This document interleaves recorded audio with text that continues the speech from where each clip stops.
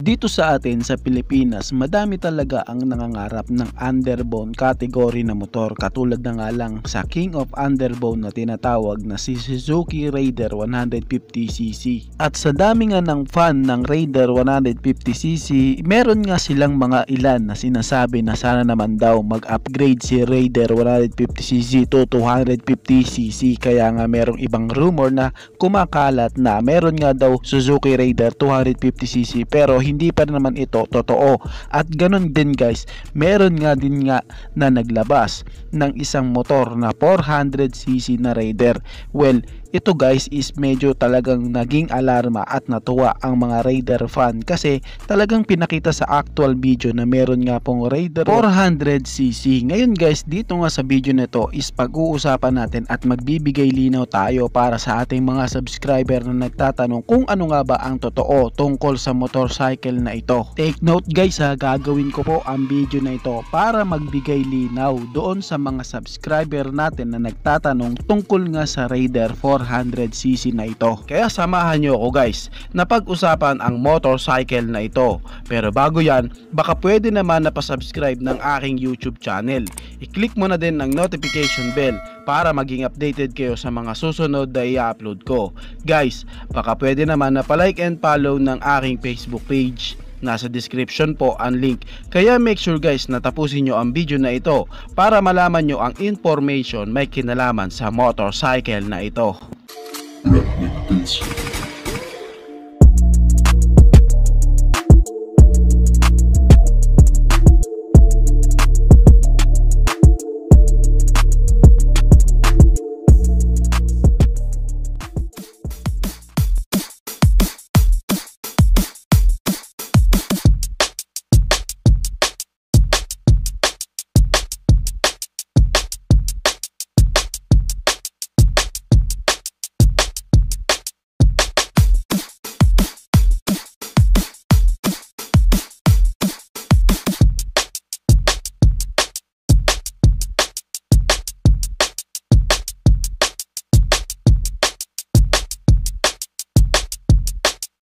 Suzuki Raider 400cc. Well, kung maririnig mo din naman talaga ang pangalan na 400cc na Raider, talaga namang napakasarap pakinggan. Doon pa lang kasi guys sa part na 150cc, ang dami na talagang nangangarap sa Raider. Kasi guys, ito lang naman kasi ang underbone na 150cc na meron pong hyper performance na engine, kaya talagang gustong gusto ng ilan nating mga kababayan. Kaya nga po nung pumutok ang balita at nagpakita ang motorcycle na 400cc Raider sa social media, talagang napakadami nga pong natuwa na mga Suzuki Raider fan. Pero dito nga sa video na to guys is magbibigay linaw tayo kung meron ba talaga na Raider 400cc sa ngayon. Kung titignan nga sa larawan, ang Suzuki Raider 400cc is talaga namang nakitaan pa rin ang pagka-DNA ng mga Raider. Makikitaan mo din na meron siyang magandang tindigan, magandang physical appearance, napaka-bulky na nga po ng kanyang body, na hindi nga po katulad ng ibang 150cc na napaka-slim body shape lang. Pero dito nga sa 400cc is bulky body shape na siya at meron siyang mga malalaking gulong at mga malalaking disc brake. And syempre guys, kapansin-pansin na meron nga po siyang malaking makina. Well, syempre naman 400cc na pero tanong, ano nga ba ang makina na yan? At ano nga ba ang meron sa makina na yan? Well, ang engine nga na ito guys is meron nga pong kargada na 399 cubic centimeter engine displacement, naka liquid cooled 4-stroke, and siya po is naka dual overhead cam sa kanyang camshaft, and meron po siyang 8 valves. At ito pa ang malupit sa kanya guys, kasi po siya po is naka parallel twin. And syempre pagdating po sa kanyang fuel system, siya po is naka fuel injected. Ngayon pag-usapan naman natin guys ang power output ng makina na yan. Ang power output nga po ng kanyang makina is meron po siyang maximum power na 49 HP at 10,500 RPM, and meron naman siyang maximum torque na 28 Newton meter of torque at 8,000 RPM. Kaya kapansin-pansin guys na malakas ang makina na yan para sa ganyang itsura ng motorcycle. Kita naman na onti lang po ang kanyang pairings. Ngayon ang tanong, meron ba talagang Raider 400cc? Ang sagot po is Yes po, at eto pong nasa video natin, ang tinawag nila dito is Raider 400cc concept bike. Yes po, project bike lang to guys. Kasi guys, ang makina nga po na ginamit sa kanya is ang Kawasaki Ninja 400cc. Kaya kapansin-pansin naman talaga guys sa kanyang engine specs na kay Ninja 400cc po talaga yon. Kahit nga po yung kanyang telescopic fork, yung kanyang mga suspension na monoshock sa likod, yung swing arm, yung kanyang mga gulong na malalapad, mga disc brake na malalaki, at kahit nga po yung kanyang exhaust is kay Ninja 400cc pa rin po. Kung titignan guys, parang hinubad lang po ang pairings ni Ninja 400 tapos kinabitan o minodified nga po nila para ilagay ang pairings ni Raider 150cc. Yes po, yung mga pairings na yan guys is kay Raider 150cc din po. Kahit nga po yung headlight nito is kay Raider 150cc pa din po. Kumbaga, kung titingnan parang pinag-combine nila ang Ninja 400 at ang Raider 150cc FI. For my personal opinion guys, no, nung unang nakita ko po ang motorcycle na to, nasabi ko kaagad talaga na isa itong project bike o concept bike ng gumawa o owner ng Raider 400cc na ito. Alam nyo ba guys na dito sa Pilipinas is may gumawa na rin na ganito.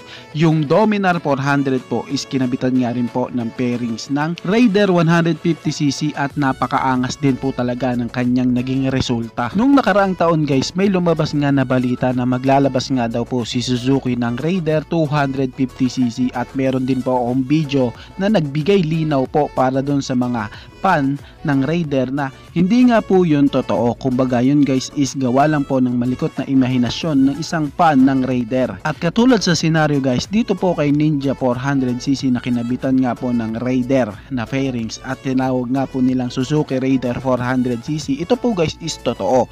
Pero ito guys is modified lamang po ng owner na may-ari nito at ito po ay nag-iisa lamang. Kumbaga ito po is project bike lamang nila, kaya wala rin pong katotohanan na maglalabas si Suzuki ng Raider 400cc sa ngayon. Guys, uulitin ko po ginawa ko po ang video na ito para magbigay linaw doon sa mga subscriber natin na nagtatanong kung ano nga ba ang katotohanan tungkol sa motor na Raider 400cc. At dito sa video na to guys is sinasagot ko lamang po kung ano ang mga tanong, mga request at mga gustong i-features na motor ng ating mga subscriber. Ganun pa man, big thumbs up nga po para sa may-ari ng Raider 400cc na ito. Napakaangas na bonafide ang nagawa mo. And syempre para sa ating mga fan ni Suzuki Raider 150cc, alam naman natin guys na kahit 150cc lang ito, ito din naman talaga ang isa sa pinakamapormang underboat sa ngayon.